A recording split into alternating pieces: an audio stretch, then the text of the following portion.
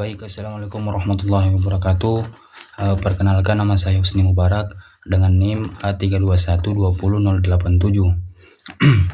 Baik, saya di sini akan memaparkan hasil resume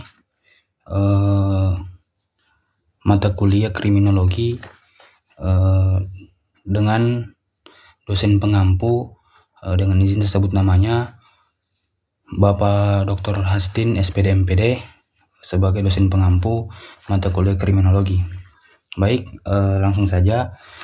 Di sini yang pertama pertanyaannya mengenai faktor sosial seperti apa yang mempengaruhi KDRT. Jadi faktor sosial di sini terbagi menjadi 5. Yang pertama faktor sosial patriarki, yaitu sistem sosial yang menempatkan laki-laki sebagai pemimpin dalam rumah tangga, memiliki kekuasaan atas perempuan dan anak. Yang kedua, kemiskinan. Kondisi ekonomi yang buruk dapat meningkatkan kekerasan dalam rumah tangga. Yang ketiga, pendidikan. Kurangnya pendidikan tentang hak-hak perempuan dan anak dapat memperburuk KDRT. Kemudian agama yang interpretasi agama yang salah dapat digunakan untuk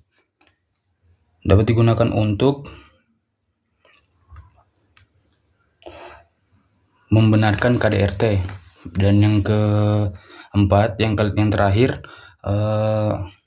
sosial ekonomi. Faktor sosial ekonomi seperti pengangguran, kemiskinan, dan ketidaksetaraan ekonomi dapat memperburuk KDRT. Dan pertanyaan yang kedua mengenai apakah ada regulasi yang mengatur tentang pekerjaan rumah tangga atau PRT di luar negeri dan dalam negeri. Jadi di sini regulasinya itu ada atau peraturannya. Yang pertama, Peraturan Menteri Ketenagakerjaan nomor 2 tahun 2015. Peraturan ini mengatur tentang perlindungan pekerja rumah tangga. Dan yang kedua, Keputusan Menteri Ketenagakerjaan nomor 104 tahun 2017. Keputusan ini mengatur tentang standar operasional prosedur atau SOP perlindungan pekerja rumah tangga. Pekerjaan rumah tangga belum disah itu atau peraturan pekerjaan rumah tangga belum disahkan menjadi undang-undang. Rancangan undang-undang atau RUU perlindungan pekerja rumah tangga telah dibahas sejak tahun 2014, namun masih belum disahkan sampai saat ini.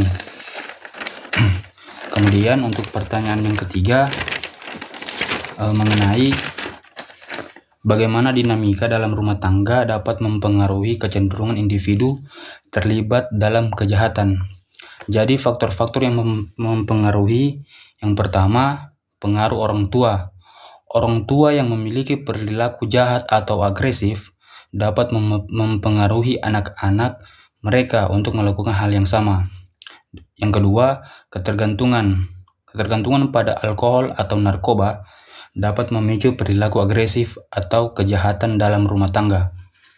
Dampak pada individu. Yang pertama, dampaknya trauma psikologi. Individu yang terlibat dalam kejahatan dalam rumah tangga mengalami trauma psikologi yang berkepanjangan. Yang kedua, kesulitan sosial. Individu yang terlibat dalam kejahatan dalam rumah tangga dapat mengalami kesulitan sosial atau kesulitan bergaul dengan masyarakat. Yang keempat, di sini membahas tentang apa hukum di Indonesia cukup melindungi pasangan yang menikah dengan warga negara asing dan terjadi kekerasan dalam rumah tangga. Bagaimana prosedur menangani kasus tersebut?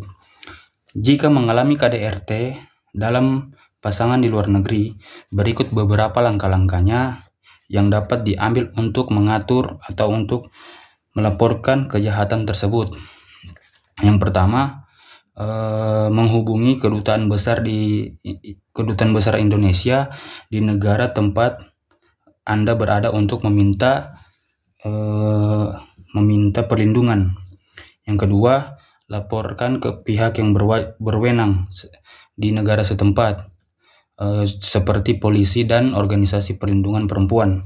Yang ketiga, dokumentasikan hak-hak kejadian KDRT seperti foto atau video untuk memperkuat bukti atau memperkuat laporan. Dan pertanyaan yang kelima, apakah pemerkosaan dalam rumah tangga dalam konteks ini merupakan suatu tindakan kejahatan? Ya, itu pemerkosaan dalam rumah tangga termasuk kejahatan.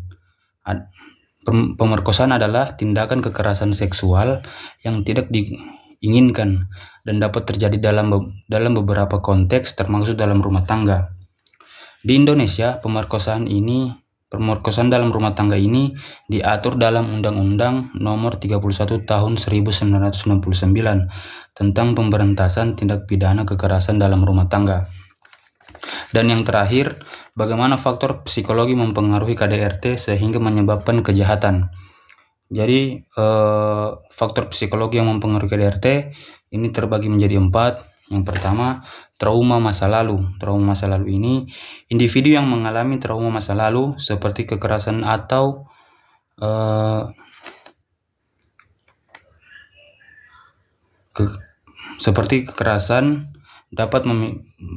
dapat memiliki resiko lebih tinggi untuk terlibat dalam kekerasan dalam rumah tangga. Yang kedua, gangguan kepribadian. Individu dalam gangguan kepribadian seperti gangguan kepribadian antisosial dapat terlibat dalam kekerasan dalam rumah tangga. Dan yang ketiga, depresi dan kecemasan. Individu yang memiliki sifat depresi dan kecemasan dapat memiliki resiko lebih tinggi juga dalam kekerasan dalam rumah tangga. Dan yang terakhir, ketergantungan. Ketergantungan ini individu juga mengalami ketergantungan pada alkohol dan narkoba sehingga dapat terlibat dalam kekerasan dalam rumah tangga. Baik, itu saja hasil resume dari saya. Saya akhiri. Assalamualaikum warahmatullahi wabarakatuh.